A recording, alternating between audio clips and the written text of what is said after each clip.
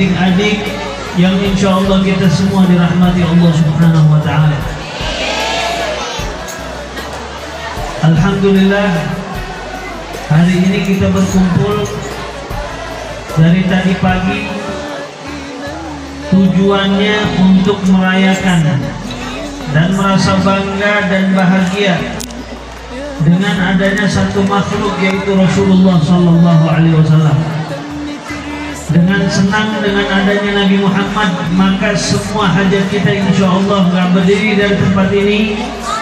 Yang punya hajat dunia Allah kabulkan, yang punya hajat akhirat Allah mudahkan. Amin ya rabbal alamin. Alhamdulillah, Masya Allah, memang tidak pernah bosan-bosannya kita mendengar nama Rasulullah Sallallahu Alaihi Wasallam. Mau di sekolah, mau di pondok pesantren, mau di masjid-masjid, mau di musolah-musolah, subhanallah, tidak pernah bosan-bosannya mendengar baginda Nabi Muhammad Sallallahu Alaihi Wasallam. Ini adalah Rasulullah wa kana Sallallahu Alaihi Wasallam ahsanan nasi khalqan wa khuluqan. Dikatakan oleh para ulama, terkadang kita melihat ada orang yang zahirnya itu sempurna, wajahnya tampan, hidungnya mancung, bulu matanya lentik, rambutnya indah, badannya bagus, tapi dalamnya belum tentu indah. Ada sebagian orang mukanya pas-pasan tapi akhlaknya baik. Ada nggak begitu? Ada orang mukanya pas-pasan tapi sopan santunnya indah. Ada nggak? Tapi baginda Nabi Muhammad Sallallahu Alaihi Wasallam ahsanan nasi khalqan wa khuluqan. Rasulullah Sallallahu Alaihi Wasallam luarnya indah, Rasulullah tampan wajahnya Nabi Muhammad. Bahkan dikatakan oleh Sayyidina Ali bin Abi Thalib, ma ra'aitu qablahu wa la ba'dahu mithlah. Saya tidak pernah melihat ada satu makhluk, satu manusia setampan sebelum dan sesudah Nabi Muhammad Sallallahu Alaihi Wasallam. Bahkan ada satu riwayat di dalam satu kitab namanya Muntahas-Sul fi Syama'il Rasul, yang membahas tentang Rasulullah Sallallahu Alaihi Wasallam. Di situ ada satu riwayat yang diriwayatkan oleh Siti Aisyah radhiyallahu anha warḍah. Siti Aisyah pernah mendengar dari Nabi Muhammad SAW, Rasul pernah katakan, inna Jibril qallabal arda min masyariqiha wa magharibiha wa lam yajid ahsan wa afdal min Rasulillah sallallahu alaihi wasallam. Malaikat Jibril pernah keliling dunia. Dia keliling dunia dari ujung barat sampai ke ujung timur.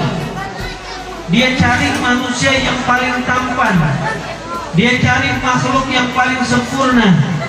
Maka malaikat Jibril mengatakan, saya tidak temui manusia seindah setampan Nabi Muhammad Sallallahu Alaihi Wasallam.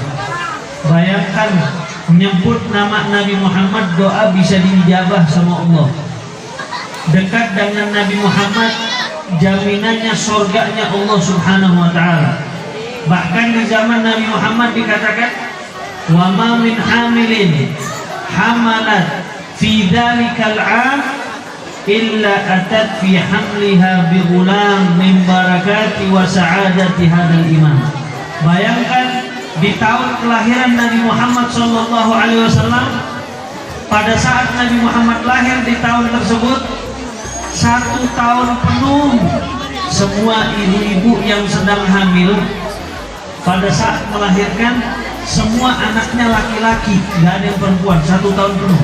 Kenapa? Karena di tahun tersebut lahir makhluk tersempurna, yaitu Rasulullah Sallallahu Alaihi Wasallam. Bayangkan Nabi Muhammad, betapa berkahnya kehidupan beliau. Tangannya bawa berkah, pakaiannya bawa berkah, dirinya membawa keberkahan. Apapun yang ada di diri Nabi Muhammad itu membawa keberkahan dari Allah Subhanahu wa Ta'ala. Buktinya apa?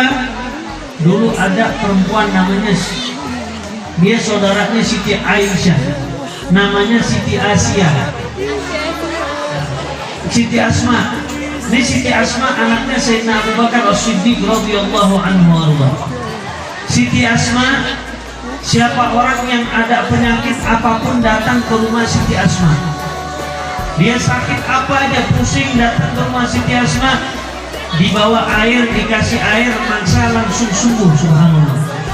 Kena penyakit apa aja datang ke rumah Siti Asma, mau penyakitnya penyakit kecil atau penyakitnya penyakit besar, datang ke rumah Siti Asma langsung diberikan kesembuhan oleh Allah Subhanahu wa ta'ala. Maka sahabat-sahabat bertanya, ya Asma, kira-kira engkau punya amalan apa? Engkau punya pekerjaan apa? Engkau puasa apa?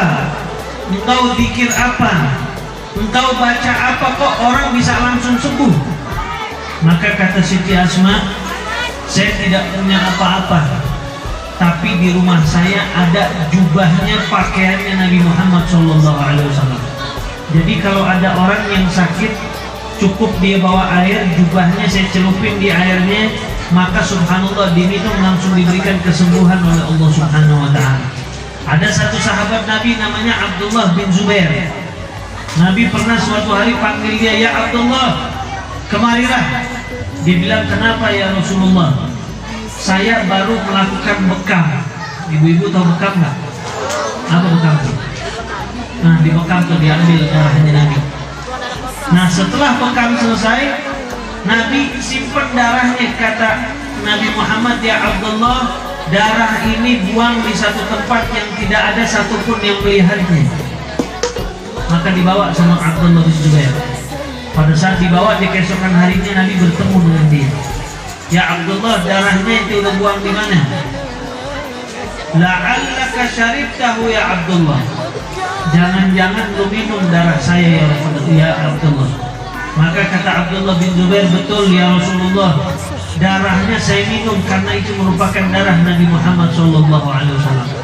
Nabi marah, tapi Nabi katakan Abdullah tidak akan mendapatkan keburukan dunia maupun keburukan akhirat. Kenapa? Karena darahnya